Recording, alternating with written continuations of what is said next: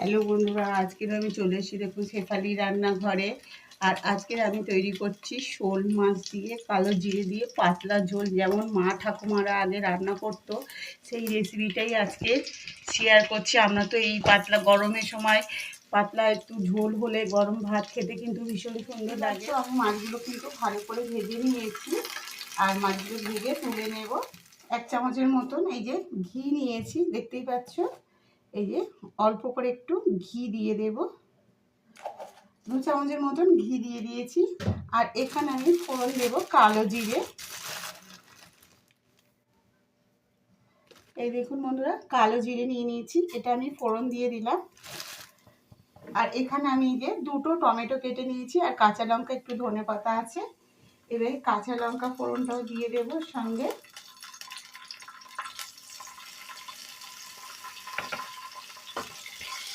দিয়ে এটাকে একটু কালো জিরে আর কাঁচা লঙ্কাটাকে একটু ভেজে নেব।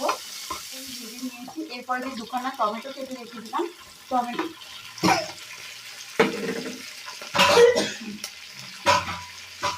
এখানে আমি দুখানা টমেটো কেটে রেখেছিলাম, টমেটোটাও দিয়ে দিয়েছি। দিয়ে একটু ভেজে নেব ভালো করে।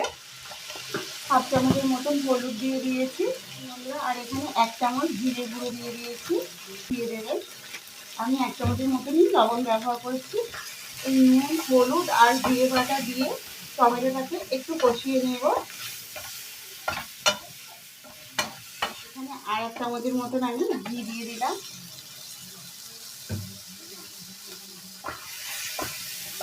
দিয়ে মশলাটাকে আর একটু ভালো করে কষিয়ে নেব।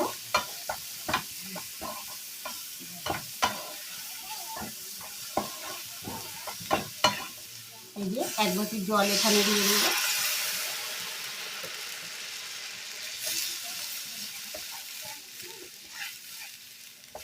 এবার আমি মাছটাকে দিয়ে দেব। এই যে মাছগুলো আমি ভেজে রেখেছিলাম, দেখতেই পাচ্ছ বন্ধুরা, এই মাছটাকে আমি আস্তে আস্তে করে 1 পিস করে ঝোলের মধ্যে দিয়ে দেব। এবার আমি 10 মিনিট ভালো করে ফুটিয়ে নেব ঝোলটাকে। তো বন্ধুরা, আমি এখানে 10 মিনিট ঢাকা দিয়ে ভালো করে ফুটিয়ে নেব মাছের ঝোলটাকে।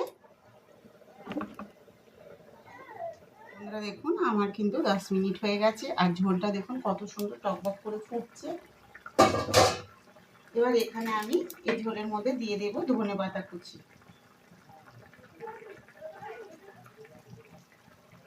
ধনেপাতা কুচিটা দিয়ে একটু ফুটিয়ে এবার আমি ঝোলটাকে নামিয়ে নেব। এটা কিন্তু একদম হালকা আঁচে করা হচ্ছে, এই হালকা তেলে করা হচ্ছে বন্ধুরা। আর শুধু কিন্তু জিরে বাটা দিয়ে করা হয়েছে, অন্য কোনো মশলাই দেওয়া হয়নি। হালকা একদম। এটা কিন্তু ছোট বড় সবাই খেতে পারবে। আর এই গরমে কিন্তু এরকম পাতলা ঝোল খুব ভালো লাগে বন্ধুরা, গরম ভাত দিয়ে খেতে খুব সুন্দর লাগে। এই দেখুন বন্ধুরা, আমি কিন্তু এই যে মাছের ঝোলটাকে নামিয়ে নিয়ে এসেছি। আর দেখতেই পাচ্ছ কতটা সুন্দর হয়েছে, একদম হালকা পাতলা ঝোল। আর শোল মাছের, জ্যান্ত শোল মাছ দিয়ে করেছি।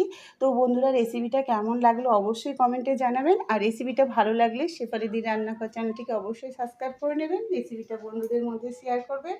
আর ফেসবুক থেকে দেখলে একটা ফলো করে দেবেন। সবাই ভালো থেকো, আবার কালকে দেখা হচ্ছে নতুন এক রেসিপি নিয়ে।